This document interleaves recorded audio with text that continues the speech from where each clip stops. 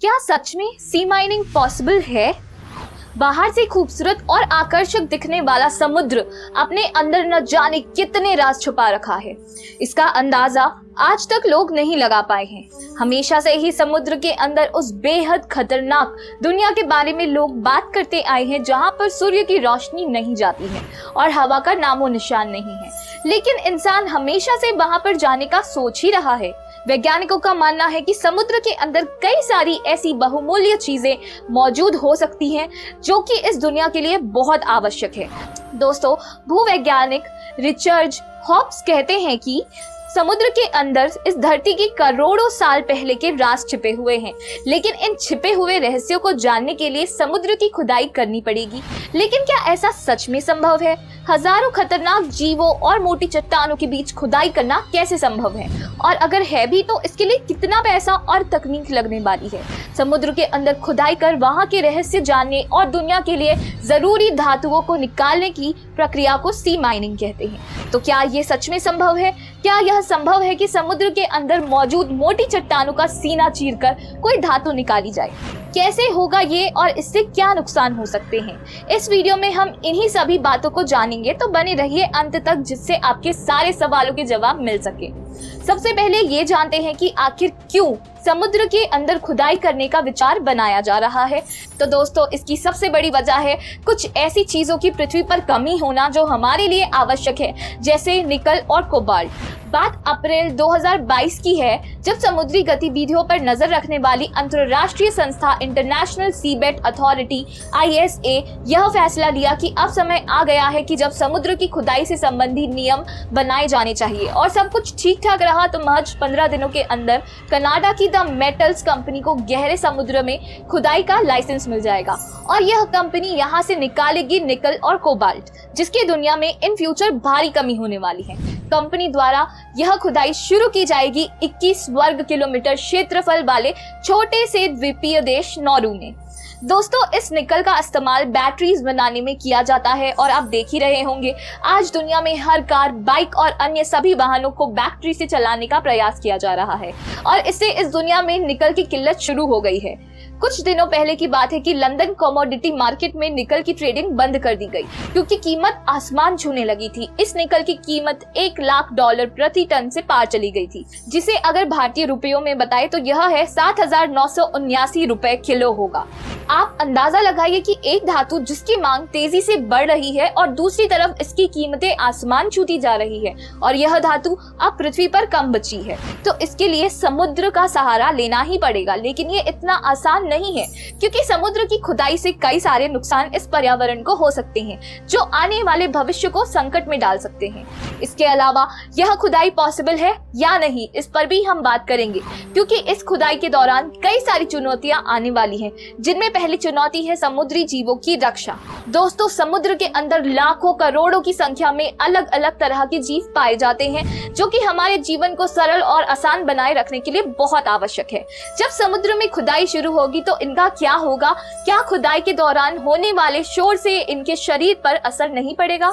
बिल्कुल पड़ेगा, और इस बात की संभावना बहुत कम है कि ये जीवित रहें, क्योंकि इनका शरीर शांत वातावरण में रहने के अनुकूल बना हुआ है और ऐसे में मशीनों के द्वारा होने वाली आवाजों से एक कंपन पैदा होगा जो इनके नर्वस सिस्टम को भी खत्म कर सकता है और इससे इनके सोचने की और विचारने की और शिकार करने की क्षमता कम हो सकती है। सी माइनिंग करने में सबसे बड़ी चुनौती यह है कि हम समुद्र से अपने मन की चीजें तो निकाल लेंगे, लेकिन यहाँ पर रहने वाले समुद्री जीवों को कैसे बचा पाएंगे?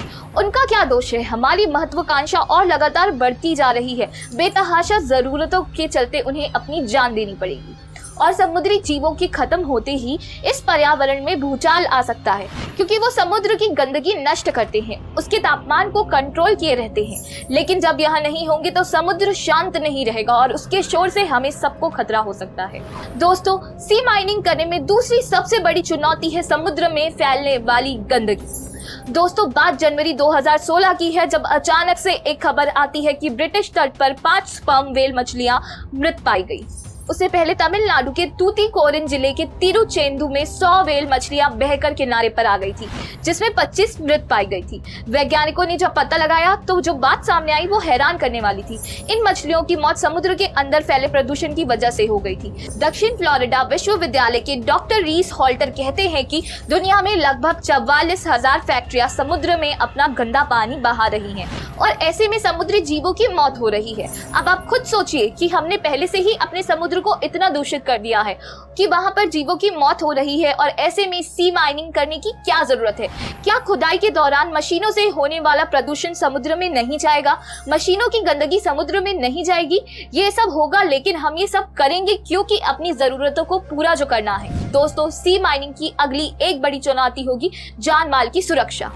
दोस्तों, समुद्र की खुदाई के दौरान कितने सारे कर्मचारी मशीनों में काम कर रहे होंगे और इनकी जीवन सुरक्षा की क्या गारंटी होगी?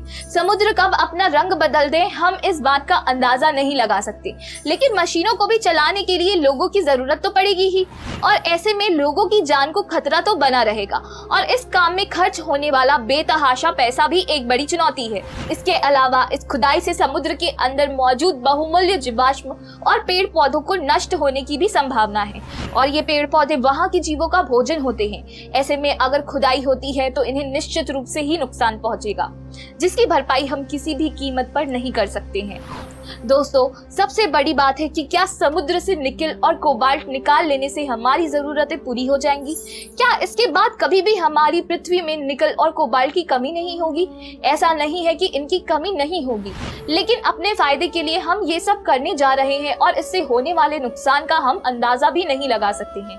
शांत और गहरे समुद्र को छेड़ना मानव समाज की सबसे बड़ी गलतियों में से एक हो सकता है, क्योंकि इससे दुनिया भर की जलवायु और वायुमंडल में कुछ ऐसे अजीब परिवर्तन होंगे जो शायद हमने कभी सोचे नहीं होंगे।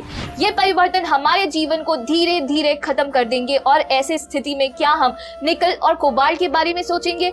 अगर पृथ्वी के ऊपर मौजूद धातुओं से मनुष्य की जरूरतें पूरी नहीं हो पा रही है तो समुद्र के अंदर धातु मिलने से भी हमारी भूख शांत नहीं होने वाली है। दोस्तों, सी माइनिंग को लेकर इतनी सारी चुनौतियां हैं, लेकिन इसके बाद भी इंटरनेशनल सीबेड अथॉरिटी ISA द्वारा जल्द ही कनाडा की द मेटल्स कंपनी को गहरे समुद्र के अंदर खुदाई करने का लाइसेंस मिल जाएगा और ऐसे में नुकसान हम सबको ही होगा। दोस्तों, आपको क्या लगता है कि क्या समुद्र के अंदर खुदाई करना सही विचार हो सकता है? क्या समुद्र के अंदर खुदाई करने से हमारे जीवन को कोई नुकसान नहीं होगा और अगर होगा तो फिर इसकी भरपाई हम कैसे करेंगे? इन सवालों के जवाब आप हमें कमेंट बॉक्स में लिख दीजिए। दोस्तों, यह वीडियो हमने केवल जानकारी के उद्देश्य से बनाया है और हम किसी के ऊपर कोई आरोप या प्रत्यारोप नहीं लगा रहे हैं, इसलिए आप इसे ऐसे ही ले। साथ ही आप हमारे इस वीडियो को अपने दोस्तों के साथ शेयर करें, जिससे उन्हें भी यह रोचक जानकारी मिल सके और आप हमारे चैनल को सब्सक्राइब कर लीजिए, जिससे हमारे द्वारा दी गई ऐसी शानदार और इंटरेस्टिंग बातें आप तक यूं ही पहुंचती रहें। साथ ही हमारे फेसबुक पेज को लाइक और फॉलो कीजिए। धन्यवाद।